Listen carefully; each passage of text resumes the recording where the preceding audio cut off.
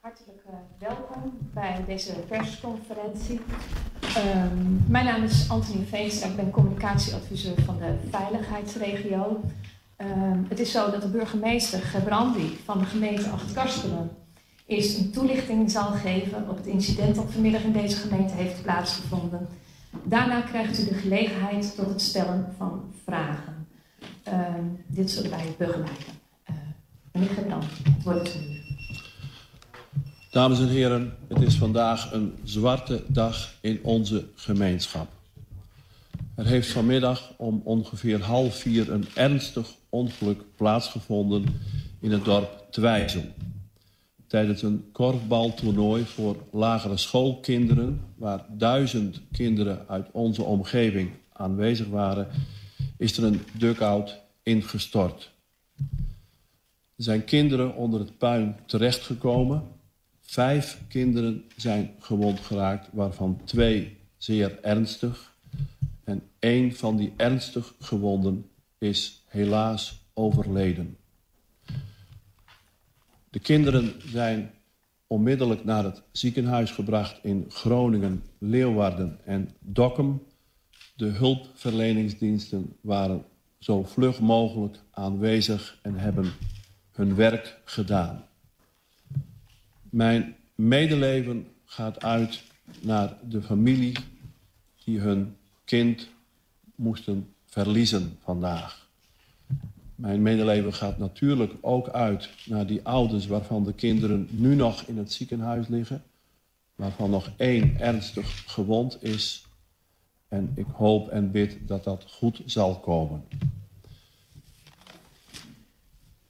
Ik was vanmiddag op de plek van de ramp van het ongeluk in Twijzel en heb gezien dat er grote verslagenheid is in onze gemeenschap. Daarna ben ik gegaan naar Serhuisterveen, naar de basisschool de Bennebregen. Want alle kinderen zaten op die school, de gewonde kinderen en ook het overleden kind ging naar de Bennebregen. Er was grote verslagenheid. Ik heb de ouders gesproken en we hebben de ouders hulp aangeboden zoveel wij konden. Ook de slachtofferhulp is onmiddellijk ingeschakeld. Morgen vroeg zal er een bijeenkomst zijn in de Bennebregen, de basisschool. En morgenavond zal er ook een bijeenkomst zijn. Plaats, tijd weten we nog niet precies. U kunt dat vinden op de website of social media. Dat wordt ruim bekendgemaakt voor alle mensen die deze ramp gezien hebben en waar het een grote impact op heeft. Dames en heren, zo wordt een hele mooie sportdag heel droevig afgesloten. Het was en het is een drama.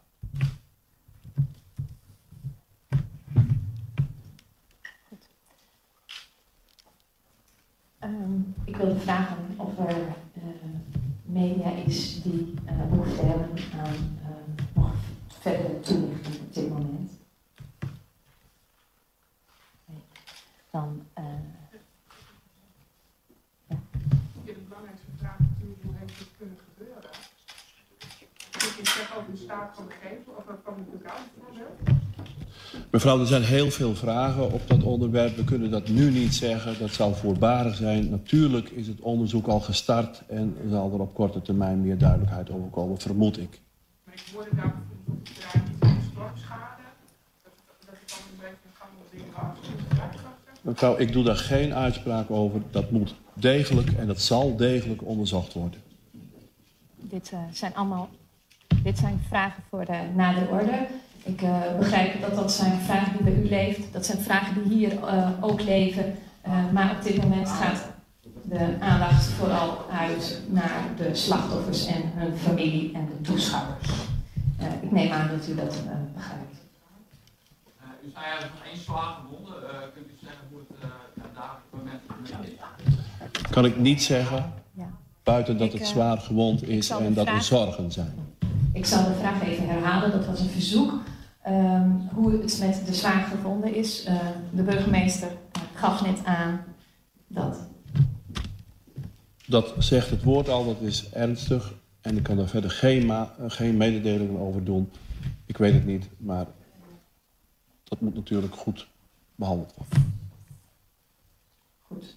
Ja. Ja, en hoe is de opvang van de kinderen die bij het drama aanwezig waren nu geregeld?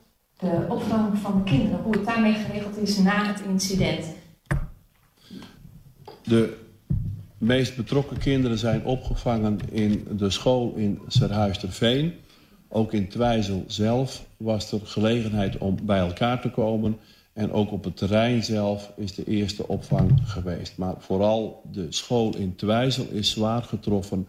En daar waren alle hulpverleners aanwezig. Morgen zal er dus weer een bijeenkomst zijn en morgenavond ook nog een informatiebijeenkomst. Dus er wordt volop aandacht besteed aan de omstanders en hun familie. Is er wat te zeggen over de leeftijd van het slachtoffer? Of er wat te zeggen is over de leeftijd van het slachtoffer. We kunnen wel wat zeggen over de leeftijd van alle aanwezigen. Ja, het waren leerlingen uit groep 6. Dat is de leeftijd 9 à 10 jaar ongeveer.